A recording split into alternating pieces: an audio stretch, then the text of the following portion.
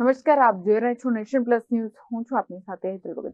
સુરતના ઉધના વિસ્તારમાં બે છોકરીઓની છેડતી કરનારને પોલીસે સીસીટીવી ફૂટેજની મદદથી ઝડપી પાડી વધુ કાર્યવાહી હાથ ધરી છે. સુરતના ઉધના વિસ્તારમાં એક સોસાયટીમાં અજાણ્યા શખ્સે બે છોકરીઓની છેડતી કરી હતી. આ ઘટનાના સીસીટીવી ફૂટેજ સામે આવ્યા હતા. પોલીસે આરોપીને ઝડપી પાડવા લગભગ 700 જેટલા સીસીટીવી ફૂટેજ તપાસ્યા હતા. આરોપીની કરતૂત સીસીટીવી ફૂટેજમાં કેદ થઈ હતી. સીસીટીવી ફૂટેજની ધ્યાનપૂર્વક ચકાસણી કરતા પોલીસના ધ્યાને આવ્યું હતું કે આરોપીનો એક હાથ બરોબર કામ કરતો નથી. તે ડાબો હાથ હંમેશા વાંકો કરીને ચાલતો હતો, જેના આધારે પોલીસ ઉધના વિસ્તારમાં આરોપીના ઘર સુધી પહોંચી હતી. તે સમયે આરોપી ઘર નજીક અન્ય મજૂરો સાથે બેઠો હતો. તેના આ ડાબા હાથના આધારે પોલીસે તેની ધરપકડ કરી હતી. ડીસીપી ભગીરથ ગઢવીએ જણાવ્યું હતું કે સીસીટીવીમાં એક શખ્સ બે નાની છોકરીઓની છેડતી કરે છે. આરોપીને પોલીસે શોધી કાઢ્યો હતો. આરોપીનું નામ નેમુદ્દીન ઉર્ફે અરમાન અબ્દુલ જબ્બાર છે. હાલમાં જ ઉધના પોલીસ સ્ટેશન વિસ્તારના એક સોસાયટીના સીસીટીવી પોલીસ પાસે આવ્યા હતા કે જેમાં બે દીકરીઓની છેડતી કરતો એક વ્યક્તિ નજરે ચડ્યો હતો. એ બાબતને લઈને પોલીસે અલગ અલગ ટીમો બનાવી અને એને શોધવાની તજવીજ ચાલુ કરી દીધી હતી. આ ઘટનામાં પોલીસે જે એરિયા છે જેમાં ખૂબ જ ગલી કૂંચીઓ આવેલી છે અને બહુ બધા મોટા પ્રમાણમાં સીસીટીવી પણ નાના દુકાનોમાં આસપાસ આવેલા છે, તો આ બધા સીસીટીવી ફૂટેજીસ ચેક કરવાના શરૂ કર્યા હતા. આ માટે અમારે વધુ ટીમની જરૂરિયાત હોવાથી ઝોન 2 પોલીસ જે છે વિસ્તાર અમારો, એમાં 5 પોલીસ સ્ટેશનના સર્વેલન્સ સ્ટાફના માણસોને બોલાવી અને મોટા પ્રમાણમાં ટીમો બનાવી હતી. આ ટીમોની સાથે સુરત શહેરની ક્રાઇમ બ્રાન્ચની ટીમો પણ આ કામે લાગી હતી. બધાએ એક થઈ અને જે એક યુનાઇટેડ એક વેમાં આગળ કામગીરી શરૂ કરી હતી. જુદી જુદી ટીમો બનાવી અલગ અલગ લોકેશન ઉપરના સીસીટીવી ચેક કર્યા હતા. લગભગ 700થી વધારે સીસીટીવી અમે આમાં ચેક કર્યા છે અને છેવટે પોલીસને સફળતા મળી હતી. જે આરોપી છે એ ચાલતો જતો હતો સીસીટીવીમાં અને જે નાની ગલી કૂંચીઓ છે એમાં અલગ અલગ વિસ્તારમાં ફરતો રહેતો હતો. એને સતત ફોલો કર્યા હતા અને સતત ફોલો કરીને છેવટે આરોપી સુધી અમે પહોંચી શક્યા હતા. આરોપી છે એનું નામ નઈમુદ્દીન ઉર્ફે અરમાન અબ્દુલ જબ્બાર છે. એ પોતે 19 વર્ષનો છે, મજૂરી કામ કરે છે અને ઊન પાટિયામાં રહે છે.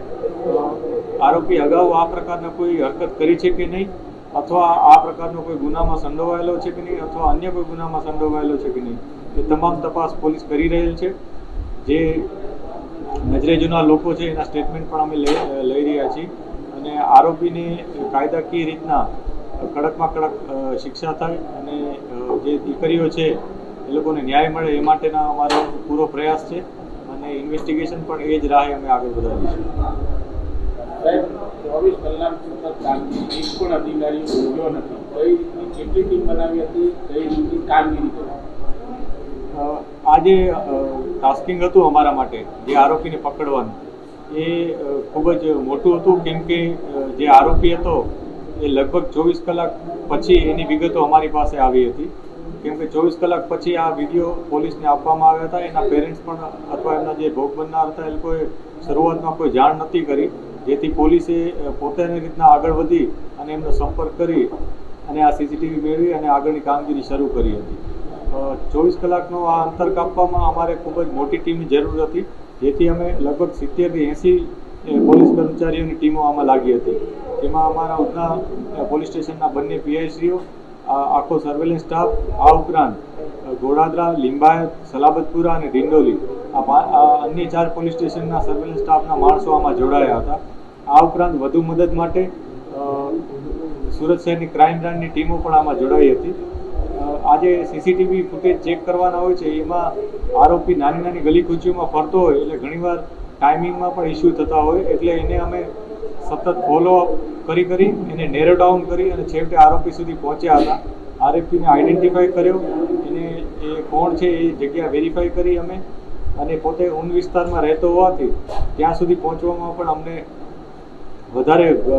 વધુ પડતો પ્રયત્ન કરવો પડ્યો હતો અને છેવટે અથાગ પ્રયત્નને અંતે અમને આ સફળતા મળી હતી. ગઈકાલે રાતના પણ અમારી બધી ટીમો લાગેલી જ હતી. રાતના સમયમાં પણ અમે સીસીટીવી બધી જગ્યાએ જોતા હતા અને એને ચેક કરી, એમાં આરોપીની મૂવમેન્ટ ચેક કરી અને છેવટે આરોપી સુધી પહોંચી શક્યા હતા. સર એવો કયો ક્લુ હતો જેનાથી પોલીસ આરોપી સુધી પહોંચ્યો હતો? આરોપી જે રીતના મૂવમેન્ટ કરતો હતો એમાં એની જે વર્તન હતું એ આ ઉપરાંત એની જે ડિરેક્શન હતી એ ક્યાંથી આવ્યો હતો, કઈ રીતના, આ બધી બાબતો અમારી એક ટ્રેન્ડ ઓલા તરીકે હોય જ છે. અમારો જે સ્ટાફ હતો એ વેલ ટ્રેન્ડ છે આ બાબતે, અને એ લોકો પોતાની જે ડિટેક્શનની ટેકનિક્સ છે એના અલગ અલગ એંગલથી ચેક કરી અને એ લોકો છેવટે એમાં સફળતા મેળવી. સર આરોપીનો એક હાથ પાકો છે એના સુધી પોલીસ પહોંચી હતી. આ જે ઘટના છે એમાં અમે જે આરોપી છે એનું થોડુંક મૂવમેન્ટ પણ એ પ્રકારની હતી કે જે અમને જણાતું હતું કે એના હાથમાં કંઈક પ્રોબ્લેમ છે, જેથી એને ફોલો કરવો અમારે થોડોક આસાન રહ્યો હતો. પરંતુ ખરેખર એને મેડિકલ ઇસ્યુ છે કે નહીં અમે તપાસી રહ્યા છીએ. એ કઈ રીતના અહીંયા આવ્યો હતો, એનું મુખ્ય કારણ શું હતું, આ વિસ્તારમાં શું કામ ફર્યો હતો, અગાઉ કોઈ દી આ જગ્યાએ આવ્યો છે કે નહીં, એ બધી બાબતો અમે ઇન્ટ્રોગેશનમાં અત્યારે તપાસી રહ્યા છીએ. Bureau report nation plus news Surat. સમાચારોનો સતત અપડેટ મેળવવા માટે અમારી નેશન પ્લસ ન્યૂઝની યુટ્યુબ ચેનલને સબસ્ક્રાઇબ કરો, બેલ આઇકન દબાવો અને જોડાયેલા રહો ફેસબુક, ઇન્સ્ટાગ્રામ અને ટ્વિટર પર.